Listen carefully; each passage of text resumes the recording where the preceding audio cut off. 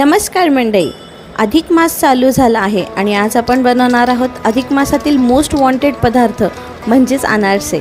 मी crispy गुळाचे अनारसे बनवण्यासाठी मी इथे 1 वाटी तांदूळ 3 दिवस पाणी बदलून भिजत ठेवले आहे। त्यानंतर त्यामधलं पाणी काढून घेऊन ते थोडेसे ओलसर असतानाच मिक्सरमधून त्याची बारीक पेस्ट करून घ्यायची आहे। नंतर 1 पाव वाटी गूळ असे मिश्रण एकत्र करून घेऊन ते 2 दिवस तसंच ठेवायचं आहे, जेणेकरून गूळ अनारशाच्या पिठात व्यवस्थित मुरून जाईल। त्यानंतर त्या अनारशाच्या पिठाला परत एकदा व्यवस्थित तेल लावून मळून घेऊन त्याचे असे छोटे छोटे गोळे करून घ्यायचे आहेत।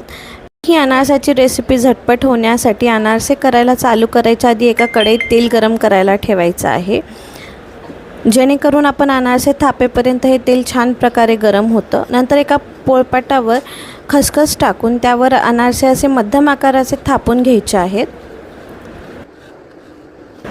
अशा प्रकारे। आणि कढईतलं तेल गरम झाले का आता आपण चेक करूयात। लगेच त्यामध्ये आपल्याला अनारसे फ्राय करून घ्यायचे आहेत। गोल्डन क्रिस्पी होईपर्यंत हे छान अनारसे तळून घ्यायचे आहेत एका बाजूनी, ते उलटायचे नाही आहेत, एका साईडनेच त्याच्यावर तेल टाकत राहायचं आहे। आणि अशा प्रकारे आपले यम्मी क्रिस्पी गुळाचे अनारसे रेडी झालेले आहेत। कशी वाटली रेसिपी कमेंटमध्ये नक्की सांगा आणि लाईक शेअर सबस्क्राईब करायला नक्की विसरू नका।